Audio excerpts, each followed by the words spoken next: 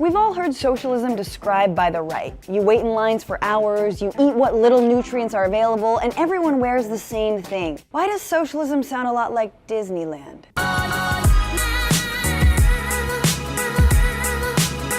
The very reason why the socialist countries are faced with the problem with the massive big long waiting lines, and of course they all wear the same type of stuff, there's very little available for them, there's shortage problems, there's surplus waste.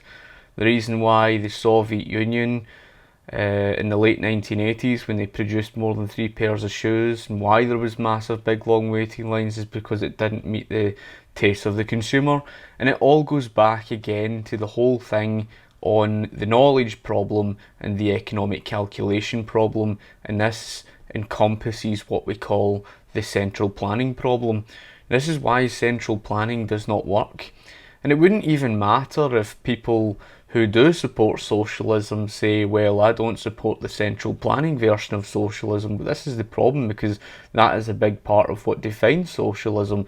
But even if they were to theoretically speak of an argument in favour opposing central planning, they are still faced with the economic calculation problem. And this is something that a lot of people don't seem to understand. So let's just get straight to it. The reason for why socialism is faced with a very big problem is because you are relying upon a central government, a bunch of central planners, to know the technical information, the technical know-how of how to produce things, of what goes into production. You could look at something as simple as, for example, how you cook food. Now, it's all well, you have the instructions there to cook the food, but it's the machinery and the tools. How were those machinery, how is the tools actually produced? How did the process come about? And it's even as something as simple as Milton Friedman's example of a pencil. It requires trade. For example, where you get the rubber from. All these little things that go into the production of a pencil. Well, it's just no different to that of how the machinery and the tools, etc. are produced. You have to know the technical know-how of what goes into all of that. And that's something the central government doesn't know. But the other thing you have to take into consideration with the central planning is the fact that, let's just say you put all of it into the hands of the government to plan all of this. The government needs to know the information of how much it's going to produce of each and every single product. It needs to know every single product out there in the market. Now, if you were to look at one simple store, and let's just say, for example, you looked at one clothing store, maybe it's Gap, maybe it's Next, maybe whatever clothing store it may be. Any clothing store that you walk into, you will find all different types of clothing. You have the different makes, you have the different styles, you have the different colours, and you take all of these options into consideration. You would then have to work out as a central planner of how much you're going to produce of each and every single option that is available. So how are you going to know the information of what to produce and how much to produce? How do you know what the consumers want and what they don't want? If you're not leaving it down to the consumer to determine that for themselves freely in the marketplace, how are you as a central planner to know their needs and wants? Are you going to produce a certain amount of each and every single option? Because it's just not realistic. I mean, resources aren't infinite. And even then, you'd be creating a surplus waste, because maybe there's a certain type or colour that people just don't take to and they don't buy it. So what you've done is you've overproduced. You've basically created a surplus waste. And you see, this is the problem, because you have to take the kinds of clothing there is into consideration, such as the make of them. You have to take into consideration the material that's used. You have to take into consideration the style. All of these things are taken into account. The reason why the free market's not faced with this problem is because the free market determines this through consumers' demand. In other words, when consumers go into stores, they freely pick up the goods that they want, that's available there, and they take it to the counter and they pay for it. Now, through this process, over the course of a month, a business can see what their most bought products are and what their least bought products are. A business is not going to produce more of what is not selling because it would make a business losses. So they're not going to produce more of what they're making losses in. Because after all, the goal of any private business is to make a profit. So the business is essentially going to produce more of what it is selling, and it got that information simply from consumers going into their store, freely picking up what they want and giving it to them. And that information just from consumers buying those goods, that's telling the business, here is what we want you to produce more of, here is what we want you to invest more in, and here is what we want, in terms of, just what they want to buy, right? So the business will go away, it knows what resources to take because it gathered that information, it knows what products are being sold, so it knows what resources to take, and it knows where to put it in the market. And it's the same story for losses, because at the end of the day, when the business sees that these products are not selling, they're not going to produce more of them. So since they're not going to produce more of them, they're not going to waste valuable, scarce natural resources, taking from it and putting it into the wrong parts of the market. So they're basically saving, and it's more efficient. Plus the fact they're not going to invest more in what is not selling. So this is why the market operates more efficiently. Whereas when you compare a central government, the central government cannot avoid the economic calculation problem. So essentially, when the government begins its price controls, because that's essentially what socialism does, you end up distorting the information of profits and losses. The very information of what to produce more of, what to stop producing, what to invest more in, what to stop investing in, where to allocate the valuable scarce resources and where to stop allocating the valuable scarce resources, and even how much to produce.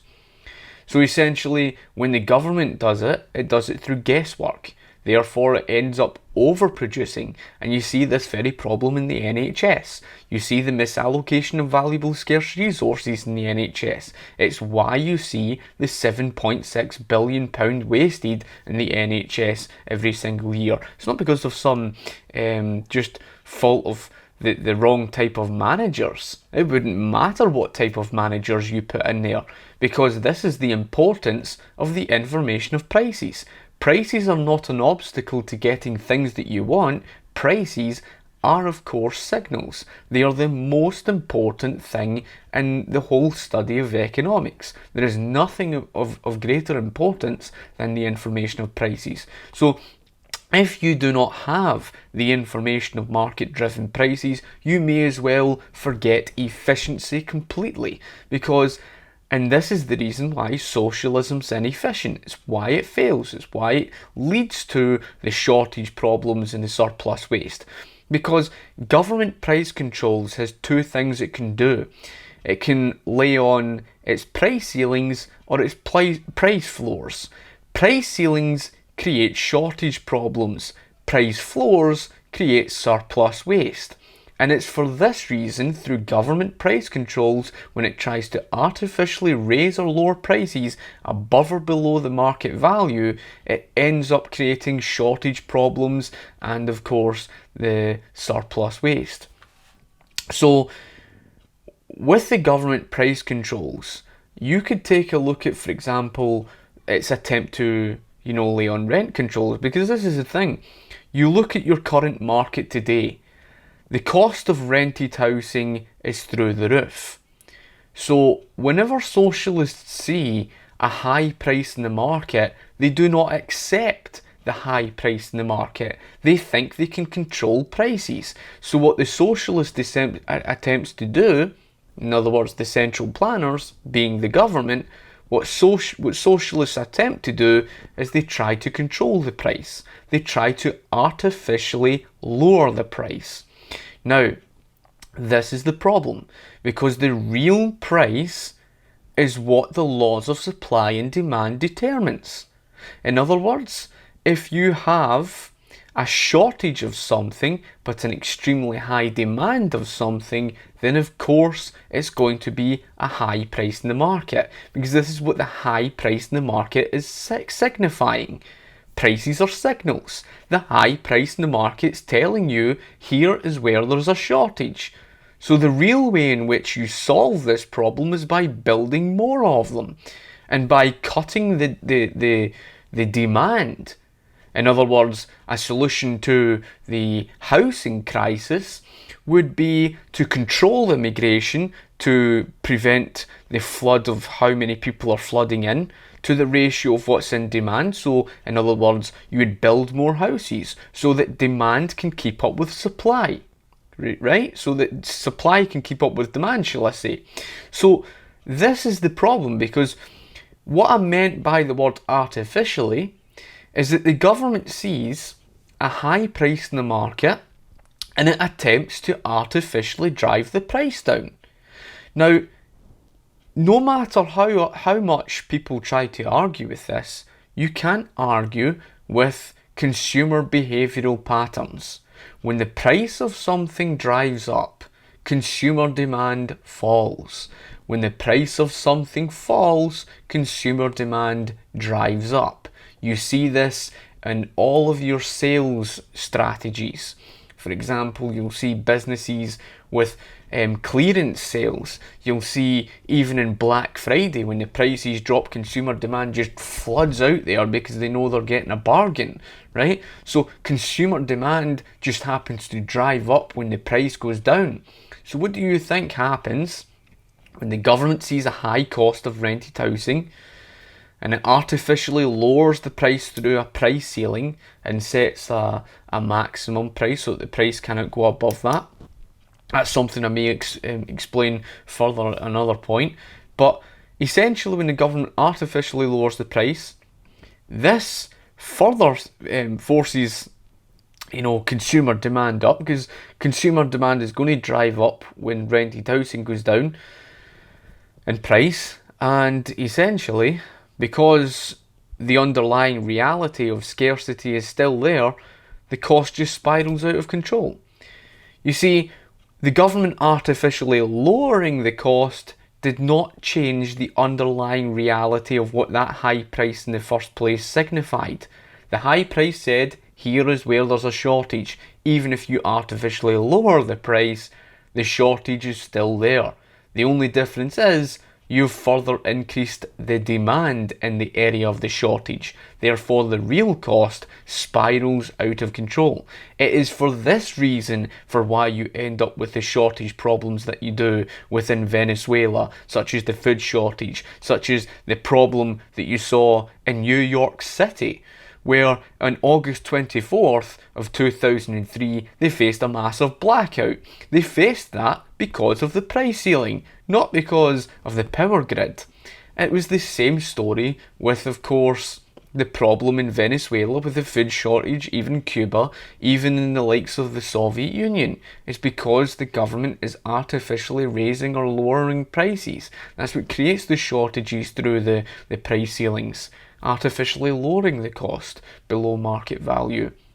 And this is the issue because, as I said, the goal of any private business is to make a profit, and businesses have to take into consideration their production costs.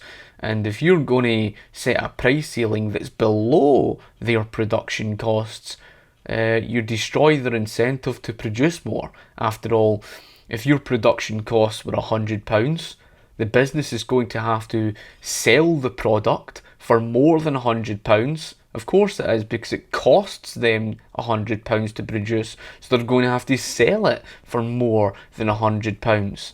But if you set a price ceiling of, say, like £50, you've inevitably destroyed their incentive to, produce and sell. Because after all, you're forcing them to basically sell at a loss. There'd be no point running a business if you're just going to produce and sell at a loss. And that's why in Venezuela, many of the businesses closed down or either they left, because what's the point running a business? And that's the very reason why the creditors, the investors, had pulled out, because there's no point. So it creates a very big problem with shortage problems within these socialist countries. It didn't happen for nothing. You didn't see the massive big long waiting lines for nothing. In the Soviet Union, like I say, with the more than 3 pairs of shoes, this is the knowledge problem that relates to this. The government has no way, you talk about the Soviet Union, right? Let's just say it was about 70 odd million people for argument's sake, right? It has to plan production of shoes for each and every single individual out there in society. How does the government know, what styles each and every single individual likes? How does it know what colours each and every single individual likes? Even if it ran a survey, it's never going to get an honest answer from its survey. So the government has to guess in terms of its production. It has to guess how much it's going to have to produce of each and every single option available. It's going to have to, guess what requires most production in. It has to guess, just for each and every single type. Now, I've just spoken about one shop. Just imagine, one shop where it has to work out the production of every single type of clothing out there, every single kind, every single material, every single colour, every single style, right? It's got no way of knowing of how much is required for producing. It doesn't know the information of what consumers' needs and wants are, so it's just going to have to guess it. And that was the reason why, when the Soviet Union produced more than 3 pairs of shoes in the late 1980s, it ended up creating massive big long waiting lines, and it done so simply because of the fact that the shoes that it produced did not meet the tastes of the consumer. So this is the difference between central planning and, of course, the free market. The free market does know. You could say, well, the central planning of businesses, but the central planning of businesses does know, because it's not a centrally planned economy. It's driven by consumer demand. The consumer freely walks into stores, they buy the goods that they want, the business knows what it needs produced more of, they know what their profits are, so they know what the consumer is buying. Therefore, the business is going to produce more of what the consumer is buying. They're not going to produce more of what the consumer is not buying. So the consumer gets exactly what they want. The consumer is the one, without you realising it, that determines what produce gets put out there in the marketplace. It's not the same thing with central planning. The central planner just simply does not know that information.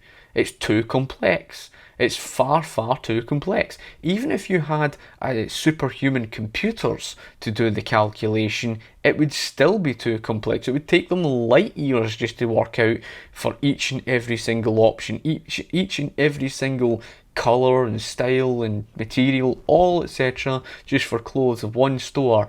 It would take light years just to work out, just for the sake of production of those things. And so the inevitable consequence is the government ends up taking a self-serving attitude where the government takes the attitude of we will provide for what we think the people want, not for what the people want actually themselves. We'll produce for what we think is best for the people, and this is why you end up with a self-serving government that takes the path of its own, and you end up with that of totalitarian regimes where the government thinks it knows better for people. So it's a very serious problem, because in the absence of profits and losses, you have no way of knowing. You don't know how much to produce. You don't know what to produce more of and what to stop producing. You don't know the information of where to allocate scarce natural resources and where not to, and what to invest more in and what not to. Because once you begin government price controls, you destroy the information of market value. Market value is determined through consumer demand. That's essentially the consumer determining cost. That's the consumer determining basically the information of prices. That's the consumer saying, here is what we want more of and here's what we don't want. So when you try to mess about with these prices, you destroy all that information. You don't know what they want more of and what they what they don't want and what they do want. So this is why they end up creating surplus waste. It's the very reason why socialism is inefficient. You've no way of escaping it. And even if you argue outside of central planning, which is irrational because that's what socialism is all about, but even if you were to argue without that, even in the face of these people who argue for libertarian socialism, they're still faced with a problem. Why? Number one, they either want a moneyless based economy, which means you're still living in the absence of, the information of price signals, or they want to essentially have a price system, but you then have the argument of this. Money only comes from two places. It either comes from the private sector that they essentially want to abolish, or it comes from the printing press. So if they're not going to get it from a private sector, which they argue to abolish, they essentially want to run the printing press, and that would just essentially lead them into hyperinflation. So it doesn't matter where you turn to, socialism is faced with the economic calculation problem no matter where you turn to. You can't avoid it.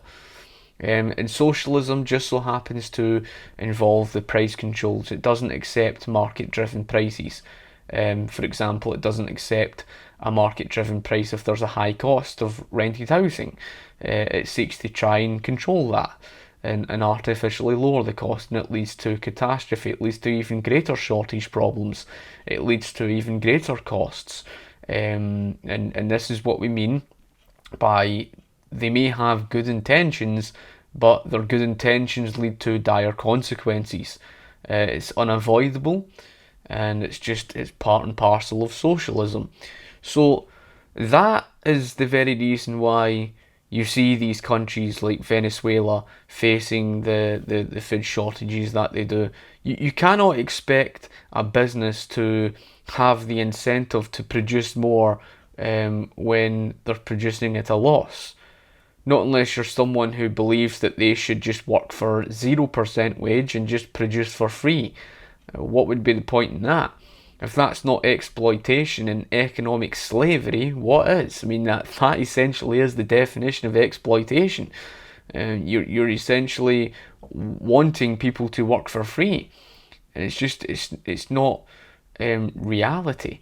And like I say, you would still be faced with the economic calculation problems. You wouldn't know what resources to use and what not to. You wouldn't know what would need producing more of. You wouldn't know how much to produce. So yes, you would create a surplus waste, a very large surplus waste that would create a very serious problem, and it would create shortage problems within your natural resources, and it leads to dire consequences. So I hope that covers that for you.